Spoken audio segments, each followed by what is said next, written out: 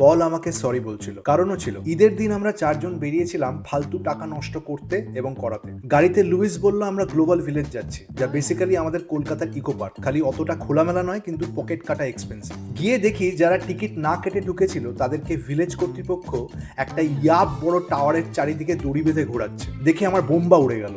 টুক করে টিকিটটা কেটে ফেললাম। এরপর দেখলাম যারা রেস্টুরেন্টে ভেজ বিরিয়ানি অর্ডার করেছিল তাদের একটা বিশাল লাঠির দুদিকে বেঁধে ঘোরাচ্ছে। চাপটাপ খেয়ে আমরা চলে যাই গলফ খেলতে। যারা জানেন না তাদের জন্য বলে রাখি, গলফ খেলার আবিষ্কার 1817 সালে মৌর্য সাম্রাজ্যের সময় হয়েছিল। চেঙ্গিস খান কয়েকজন পাঞ্জাবি হকি প্লেয়ারকে দেখে আকবরকে জিজ্ঞাসা করেন, এই ভাই এটা কি খেলছে রে? পাশ থেকে বীরবল ফাজলামি মেরে বলে গলফ।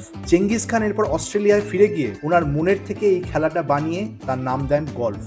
ভাবা যায়। যাই হোক, লুইস, পল আর আমার মধ্যে হাড্ডাহাড্ডি লড়াই চলছিল, কিন্তু সব থেকে সুখে ছিল স্লাভা। আমাদের সাথে ওর পয়েন্টের ডিফারেন্স এতটাই ছিল যে ওর নিজের মতো করে আনন্দ খুঁজে নিয়েছিল পুরো ব্যাপারটার মধ্যে। খানিকটা এই আমার মতো কয়েকজন ইস্টবেঙ্গল ফ্যানের যা অবস্থা, আভি মুঝমে কাহি বাকি থোড়ি সি হ্যায় জিন্দগি। পল 1 পয়েন্টের ব্যবধানে আমাকে হারিয়ে দেয়, স্বাভাবিক। 10 লক্ষ বাঙালি মামনির সাপোর্ট পেলে ও টাইগার উডসকেও হারিয়ে দেবে। আমি বললাম এত অহংকার করিস না, আর সেই জন্যই